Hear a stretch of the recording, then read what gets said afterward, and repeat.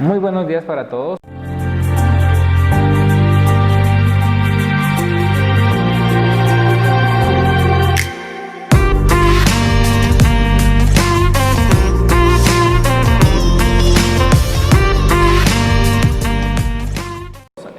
El día de hoy vamos a realizar la primera lección, que es Introducción a la Electrónica Básica. Vamos a realizar un repaso de todo lo que es la electrónica, qué cosas se utilizan, qué diferentes tipos de electrónica hay. Entonces, primero que todo vamos a definir qué es la electrónica. Dice que la electrónica es la encargada del estudio de aplicación de electrones en diversos medios, bajo la influencia de campos eléctricos y magnéticos. ¿Qué quiere decir esto? Pues que prácticamente la electrónica es una rama que se divide en los campos eléctricos y magnéticos. También vamos a encontrar que la electrónica se basa en el funcionamiento de equipos que un técnico debe conocer para trabajar y en su entorno profesional. La electrónica como tal se divide en dos. La primera electrónica es la electrónica análoga. La electrónica análoga es la que trabaja señales análogas como tal, como las señales de radiofrecuencia, las señales de sinusoidales. Estas señales son las que pueden tomar un valor alto o un valor bajo. ¿Qué puede ser una señal análoga? Podemos decir que las señales análogas son como las grabadoras antiguas.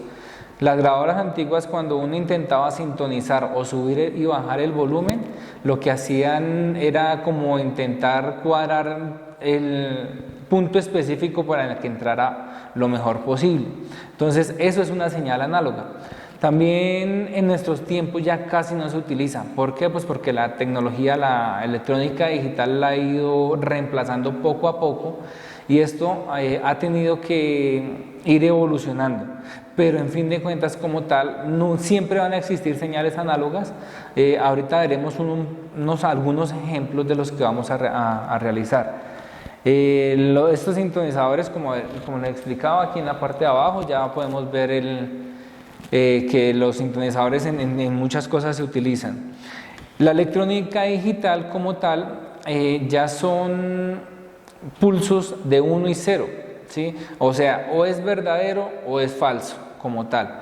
Entonces ya es un poco más precisa, es muchísimo más precisa, porque en los equipos de ahora, como por decirlo así, un computador como este o un celular, ya para subir el volumen ya no tienes que ajustar una perilla, sino a través de un teclado, ¿sí? Lo que vas a hacer es subir un punto al volumen, entonces subes 1, subes 2, subes 3 o le bajas de a poco. Entonces, ¿qué sucede? Es mucho más exacta porque ya pasa de un valor de 0 a 10, de 1 en 1, y no tienes que estar buscando la señal. Lo mismo pasa con las señales de frecuencia, que para buscar ahorita una emisora en radio es lo mismo. Ya tú pulsas un botón y empieza 103, 103.1, 103.2.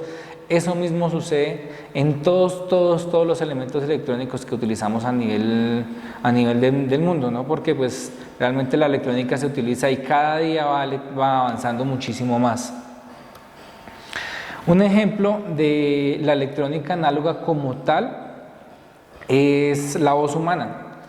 ¿Qué puede hacer uno? Uno puede hablar muy alto o hablar muy bajito. ¿Sí? Uno puede cambiar el tono de voz y eso es una señal análoga. ¿Qué puede suceder ya cuando uno la transmite como tal, de un micrófono a un parlante?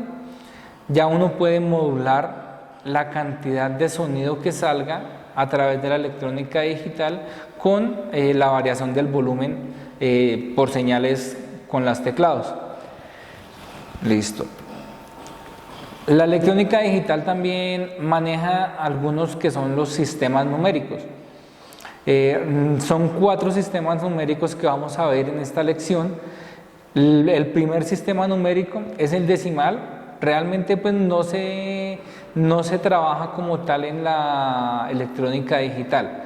Lo que hace es tomar la base. ¿Por qué? Porque el sistema decimal es sistema que utilizamos a nivel mundial, ¿sí? Desde hace muchísimos años. Entonces no se tiene en cuenta, es el que va del 0 al 9, ¿sí? Entonces son los 10 dígitos y realmente es como la base de todos los sistemas numéricos.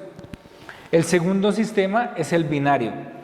El sistema binario, como lo dice ahí, es prácticamente un 0 o un 1, como les explicaba hace rato. ¿Por qué? Porque ya como tal son solo 2 dígitos. Entonces, ¿qué sucede? Al hacer esto, las cosas son mucho más sencillas, mucho más fiables, y realmente representar o hacer circuitos binarios como tal es mucho más sencillo. El siguiente sistema es el sistema octal, ¿sí? Entonces, el sistema octal, ¿qué es? Un sistema que va del 0 al 7, ¿sí? Este sistema cuenta con solo 8 símbolos, lo que equivale a un byte, ¿sí? Que en la electrónica pues es un término muy conocido, que es un byte, y ya no es tan utilizado porque se prefiere un sistema que ahorita vamos a conocer, que es el hexadecimal. También la ventaja de este sistema contra el hexadecimal, que es mucho más avanzado, es que utiliza solo 8 símbolos, ¿sí? O sea, es más sencillito, pero pues al igual el otro es más complejo y se puede utilizar más, ¿sí? El siguiente es el hexadecimal. El sistema hexadecimal, su base es igual a 16, como lo dice ahí, que va de 0 a 9, ahí irían 10 dígitos, va A, B, C, D, E y F, ahí completaríamos los 16 dígitos. Entonces, dentro de estos, prácticamente, los primeros 9 o 10 dígitos, los 10 dígitos, equivalen del 0 al 9, pues prácticamente son números, de la A a la F, equivalen del 10 al 15. Entonces, debemos tener en cuenta en eso cuando trabajemos con sistemas hexadecimales. Aquí significa que las primeras letras del abecedario, y en este sistema cada símbolo equivale a 4 bits, ¿sí? También no es lo mismo un bit que un byte, ¿sí? Hay que tener en cuenta eso. Vamos a estudiar más a profundidad qué es un byte, qué es un bit, entonces para que lo tengan en cuenta. Por lo regular, ahorita las computadoras y todo lo que tiene que ver con tecnología trabaja con bytes equivalentes a 8 bits o 2 símbolos del sistema, ¿sí? Que lo que les digo, eso lo vamos a ver más adelante. Este es como un resumen de lo que vamos a ver. También en la electrónica básica, algo muy básico que vamos a trabajar son las compuertas lógicas. Voy a leerles un poco de lo que dice acá. Dice, las compuertas lógicas son los circuitos electrónicos conformados internamente por transistores que se encuentran con arreglos especiales que como tal dan señales de voltaje como resultado y dan una salida booleana, ¿sí? Obteniendo operaciones lógicas. Una operación lógica es entre 0 y 1, que pueden ser suma, multiplicación, ¿sí? También se pueden negar. Entonces, lo que vamos a ver con estas compuertas lógicas es qué tipos de compuertas hay y cuáles son las que vamos a desarrollar. ¿Listo? Entonces, ¿qué tipos de compuertas hay? Realmente no son muchas, son aproximadamente 8. Se las voy a nombrar y al igual vamos a ver un poco específico cada una. La primera es la compuesta AND, la segunda es la OR, la tercera es la NOT, cuarta NAND, la quinta es NOR, la sexta es XNOR, la séptima es XNOR y la octava es la IF. Entonces voy a explicarles una por una para que vayamos conociéndolas un poco más y porque se van a utilizar más adelante. Entonces la compuerta NAND es como una multiplicación. Entonces, ¿qué sucede?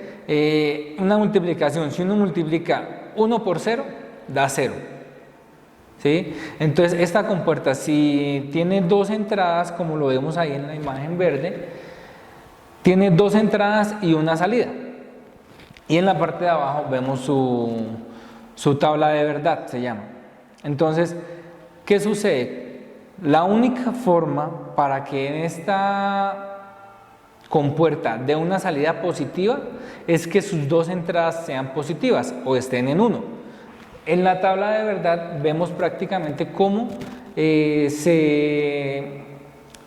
la única salida es 1, cuando están las dos en 1. Cuando está la una en 1 y la otra en 0, no se puede dar una respuesta positiva porque es una multiplicación. ¿Sí? Recordemos, la compuerta AND es una multiplicación.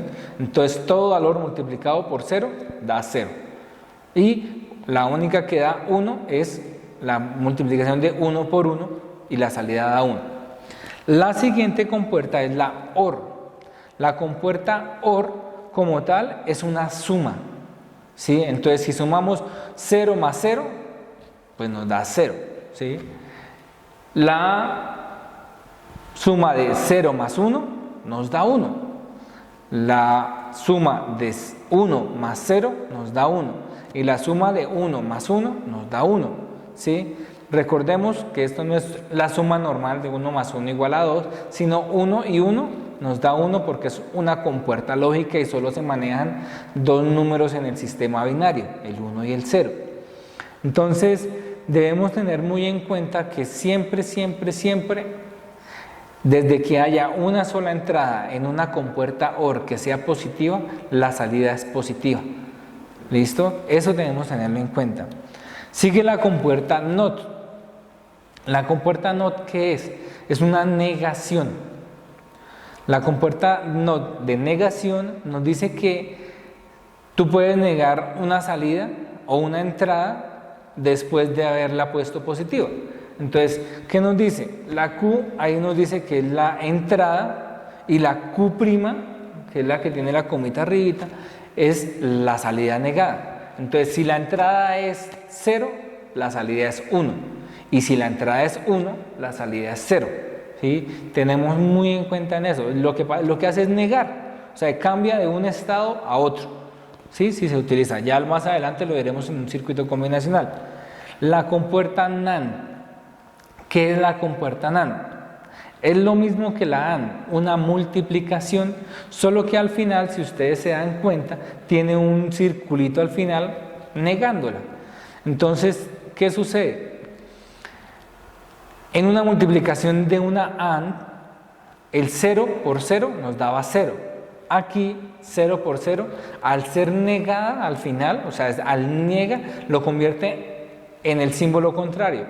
Entonces nos da un 1, ahí vemos la respuesta. Cuando es 0 por 1, normalmente en una AND es 0, pero aquí nos da 1 porque es negado. Y 1 por 0 nos da 1 también. La única respuesta que nos da 0 es cuando ambas entradas son positivas. Entonces, 0 por 0 nos da 1 en la NAND. Y en la 1 por 1 nos da 0. Ahora, en la NOR sucede el caso contrario a la OR, o sea, la suma. ¿Sí? Porque pues lo que hace es lo mismo, que es negarnos la salida. Si se dan cuenta, tiene un simbolito pequeño, hay un circulito pequeñito al final, que nos dice que niega la salida. Entonces, al negar la salida, la única expresión que nos da un 1 a la salida es el 0, que ambas las entradas sean 0. Si ambas entradas son 0, nos da un 1 a la salida. De resto, como es una suma normal, entonces 1 más 0 nos da 1, pero aquí no la está negando, entonces nos da la salida que es 0. Y lo mismo pasa en el caso del 1 y 0 y 1 y 1. Ambas salidas no las niegan. ¿Qué es una compuerta XOR? Entonces, una compuerta es una compuerta OR exclusiva. Les voy a leer un poco de lo que dice. Esta actúa como la suma binaria de cada dígito y el resultado sería su salida. Entonces, ¿qué pasa? La única forma que en una XOR nos dé una salida positiva es que una de sus entradas, sea 1 o sea 0. ¿sí? Si ambas entradas son iguales, su salida va a ser 0. Entonces, vamos a ver en la tabla de verdad que cuando ambas entradas son iguales, en el caso del 0, 0 y el 1, 1, su salida es 0. Y en el caso cuando es 1, 0 o 0, 1, su salida es 1, ¿sí? Por eso se llama OR exclusiva. Ahora, una XNOR.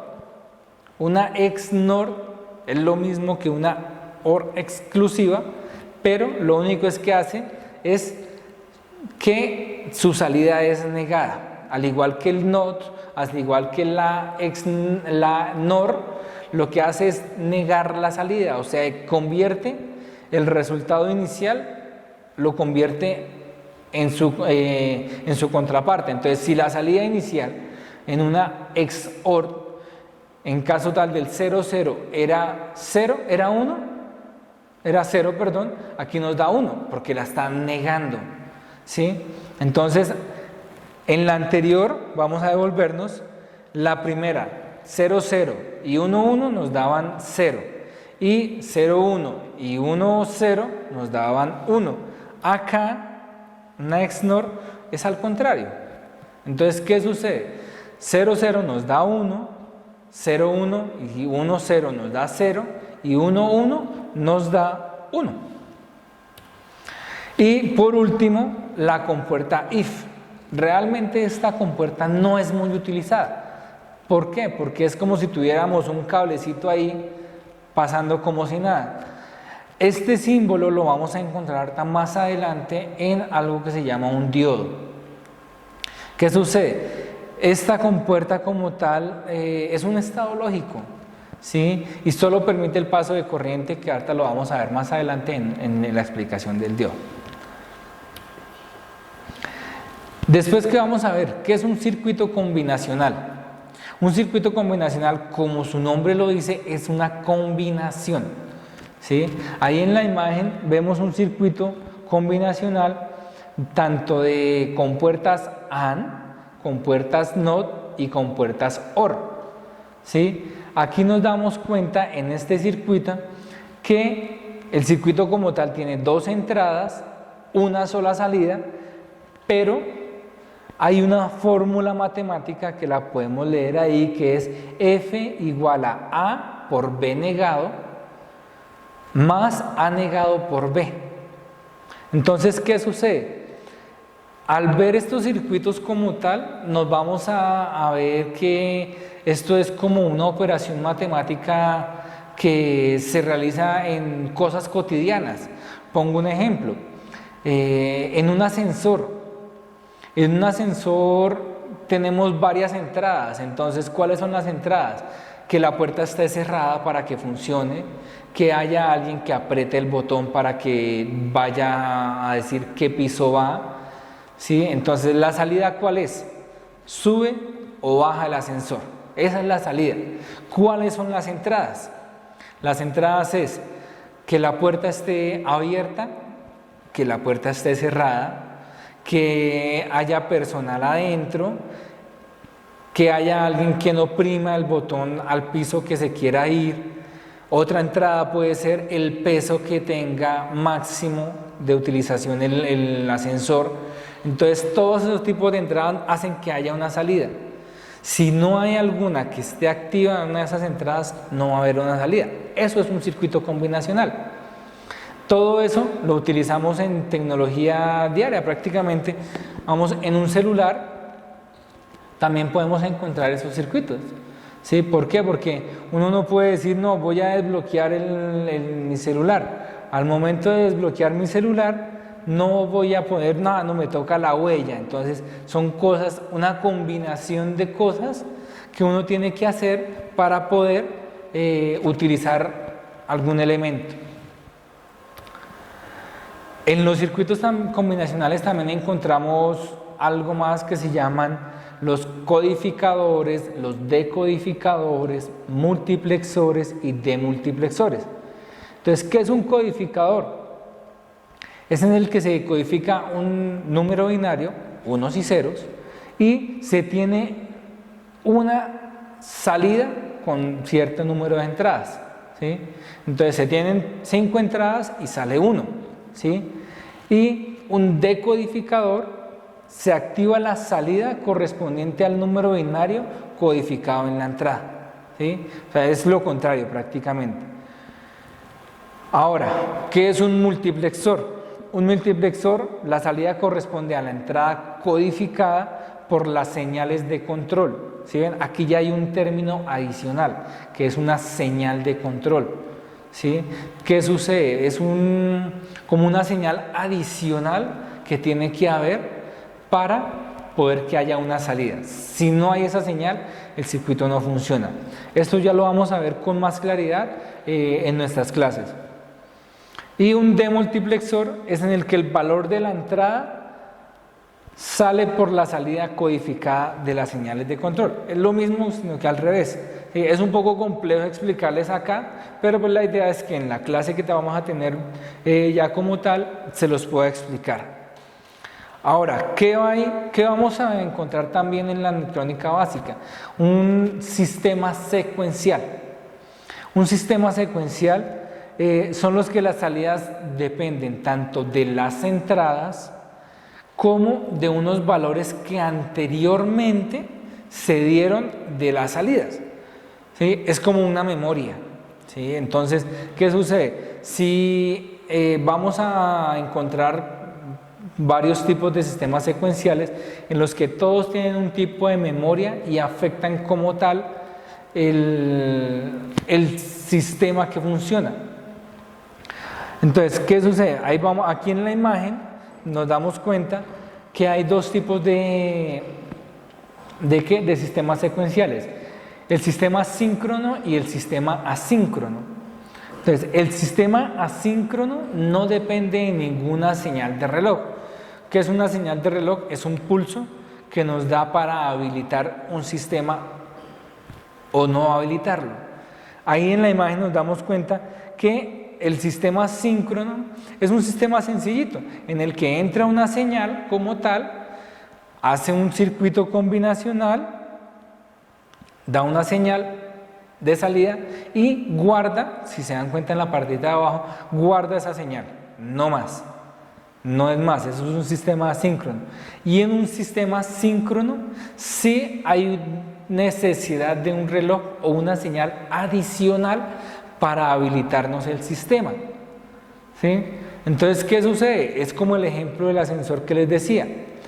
Entonces, el ascensor en un sistema síncrono es el pulso que le da a la persona del piso, no, voy para el piso 4, entonces, ¡pum!, le da una señal de habilitar para que suba. Ahí nos damos cuenta, en la parte de abajo de la imagen, dice generador de pulsos de reloj. Entonces, ¿qué pasa? Al estar esto ahí, nos vamos a dar cuenta que tiene que haber una señal externa, ¿sí?, para que estos sistemas funcionen. Estos también son muy utilizados en las vidas cotidianas, como los que le digo. Entonces, en un ascensor, en un carro. Entonces, lo mismo que si uno quiere prender el carro, ahí tiene que darle, darle el arranque. Entonces, son señales y son circuitos que nos van a ayudar a el funcionamiento diario de las cosas que tenemos a nuestro alrededor. Y por último, los sistemas biestables asíncronos, vamos a encontrar los que son los sistemas secuenciales tipo RS, tipo RS NAND, tipo JK y tipo T. ¿Estos qué son? Son sistemas lo mismo, o sea, ya en profundidad lo vamos a ver en las clases como tal, para que se entiendan un poco más, ¿sí? Realmente es algo muy complejo que pues lleva mucho tiempo estudiarlo, por lo mínimo unas 10, 20, 30 horas estudiarlo cada uno, pero a grosso modo son señales que dependen tanto de un pulso como de unas entradas para que den una salida. ¿Sí? Esto ya lo vamos a ver más a profundidad prácticamente en una o dos de las clases que vamos a tener a modo virtual para que se conecten. Esto fue una introducción como tal de lo que vamos a ver en la primera lección. Entonces, muchachos, esta es un poco la lección más larga hablando de teoría, porque pues son los conceptos generales, ¿sí? Es como todo, en la vida todo se necesita primero aprender un poco de teoría para llevar a la práctica. Entonces, espero que primero que todo, tengan la disposición de aprender, porque pues si no tenemos la disposición no vamos a aprender. Esta, lo que les digo, va a ser de pronto la lección más larga en teoría, pero pues también vamos a hacer un taller práctico que realmente se puede realizar en alguna de las páginas web que tenemos de referencia, y con esto ya podemos avanzar a la siguiente parte, que ya es un poco más de práctica y de conocimiento a nivel industrial. Entonces espero les haya servido, muchachos, y recuerden pues que el conocimiento es poder, y pues estamos adquiriendo el conocimiento, muchachos. Que tengan un excelente día y espero que la pasen muy bien con sus familias.